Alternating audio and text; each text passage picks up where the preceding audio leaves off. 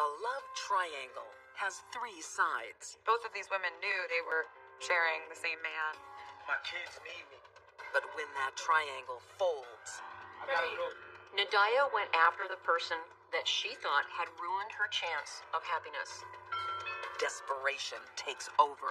Hi, can I help you? It was a very personal attack, which was driven by rage and jealousy. Newark, New Jersey, early 2009.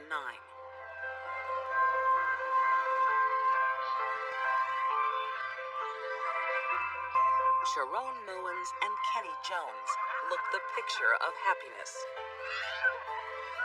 Kenneth Jones was involved in a long, approximately 8 to 8.5 year relationship with ShaRon Owens.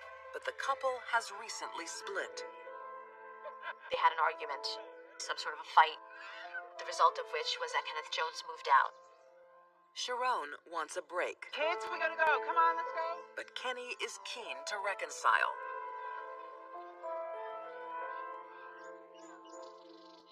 He loved ShaRon. He wanted to be back there with her. In the meantime, Hi, what can I get for you? Kenny's yearning for company. Coming up. He finds it when 18-year-old Nadiyah Venable starts work. Nadiyah Venable met Kenneth Jones through a mutual job in the food services industry. Kenny is only too happy to show Nadiyah the ropes.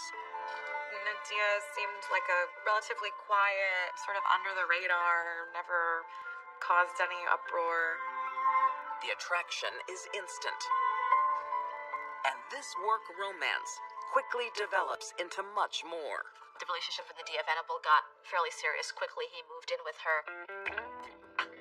Kenny finds comfort in the arms of this younger woman, I think he probably enjoyed the attention of having the two women interested in him. and he's happy to pay his way. I think he provided for her financially, at least to some extent. Nadiyah was very much in love with Kenneth Jones. So in love, she doesn't mind sharing. He had told Miss Venable from the start that he was always going to be going back to ShaRon Owens, that even though they're separated, he didn't consider that separation to be final. Nadiyah was the other woman. Nadiyah thinks she knows how to win Kenny's heart. She became pregnant. I think we should call him Kenny. You sure it's a boy, huh? Far from bringing Nadiyah and Kenny closer, her pregnancy drives them apart. What time? I think the relationship between Kenneth Jones and Nadiyah Venable was also a lot of back and forth. I think that there was tension between them because of the presence of ShaRon Owens still being in their life. I'll pick him up. I gotta pick my kids up after school. Why can't she do it, Kenny? She has to work. They're my kids, too. Kenneth apparently did like the excitement of being in a love triangle. This one got a little too exciting. Thought you couldn't live with her, Kenny. My kids need me. What about this kid? Kenny! In April 2010, I gotta go. Nadiyah loses the tug of war when Kenny reconciles with his wife and decides to return home. The news that he was going back to ShaRon came as a complete shock to her. I think that when Kenneth Jones went back to ShaRon, she felt probably very devastated. Nadiyah is not just heartbroken. She's also left flat broke. The electricity bill was due. They were cutting it off. Their phone had been cut off for approximately a week. He left her high and dry. 6 months pregnant, no money to pay the bills. As Kenny and ShaRon rekindle their relationship, Oh, heck no. Nadiyah's rage smolders. Kenny, you need to pay these bills. You need to stay out of our lives. Nadiyah hated ShaRon. Both of these women knew they were sharing the same man, and they had had a few run-ins. Go! Kenneth left Nadiyah in dire straits. Desperate, pregnant women can be dangerous. Nadiyah concocts a plan. What are you making? She wants to scare off her competition. Nadiyah went after the person that she thought had ruined her chance of happiness.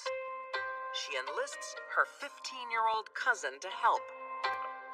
They took Clorox bleach, they poured it into 2 empty spice containers. They decided to go to ShaRon Owens' house. Basically, to beat her up was their intention. Nadiyah's jealous, jilted, and has nothing to lose. I think she believed that the only way that she could ever get him back was to take ShaRon Owens out of the picture altogether.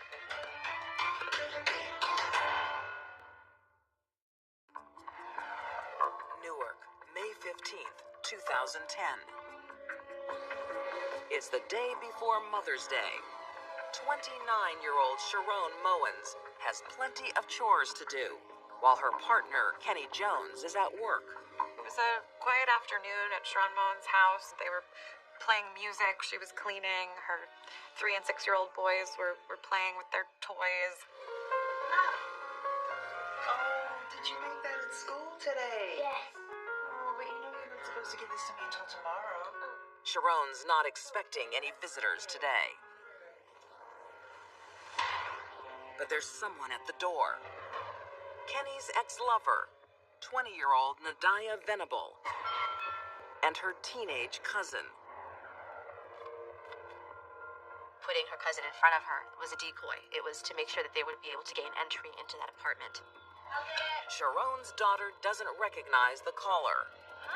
And that's exactly what Nadiyah Venable wants.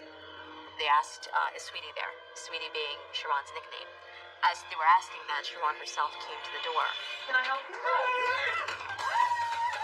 Nadiyah and her cousin threw bleach in ShaRon's face that immediately disabled their victim. And then just started mercilessly punching and beating her until she fell to the floor. There was a struggle that led into the kitchen. ShaRon grabbed a knife to defend herself, but it was taken from her and she was stabbed repeatedly. It was a very personal attack, which was driven by rage and jealousy. ShaRon's only thoughts are for her children. I imagine she wanted to protect her children, didn't want them to see what was happening, and at the same time, fight for her life. For Nadiyah, it is mission accomplished. It shows how desperate she must have been to carry this out in such a brutal way. She must have just known what she wanted to do that day, and nothing stopped her. Nadiyah and her cousin flee the scene, leaving ShaRon mortally wounded. ShaRon was stabbed 27 times. It was necessary for Nadiyah to obliterate her enemy. Miss Owens managed to crawl out of her apartment. She collapsed right outside of her door, right in the foyer where her neighbors found her.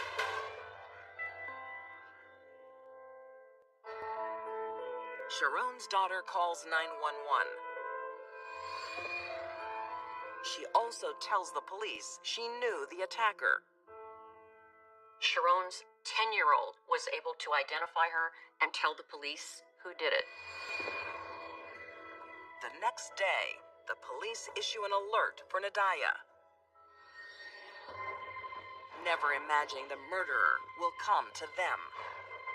Can I help you? Yeah, my car's been stolen. Okay, what was your name? Nadiyah Venable? Police ultimately caught Nadiyah Venable because her car was actually towed. And so she went to the police station and said, my car's been stolen. And the police said, no, you're under arrest for the murder of ShaRon Owens. Will you come with me, please? On trial for murder, Nadiyah tries to lay the blame on her cousin, but the jury believes otherwise. Ultimately, jurors believed that Nadiyah Venable, who had the motive, who was so angry, devised this plan, looped her cousin in with her, drove over with the purpose of beating this woman up, and then at some point, killed her. Nadiyah's cousin pleads guilty to conspiracy to murder. Her sentence is sealed. We can't really discuss what happened to her because she's a juvenile. In September 2013, Nadiyah Venable is found guilty of first-degree murder and sentenced to 55 years in prison, with no chance of parole until 2060.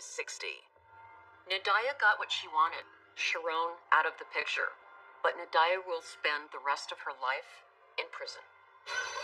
Just 10 months after her conviction, Nadiyah dies behind bars of a seizure, leaving innocent victims behind. I don't think any person with half a heart could A, kill someone, but B, do it with their kids just standing there. It was just the ultimate episode of jealousy and what it can do to a person.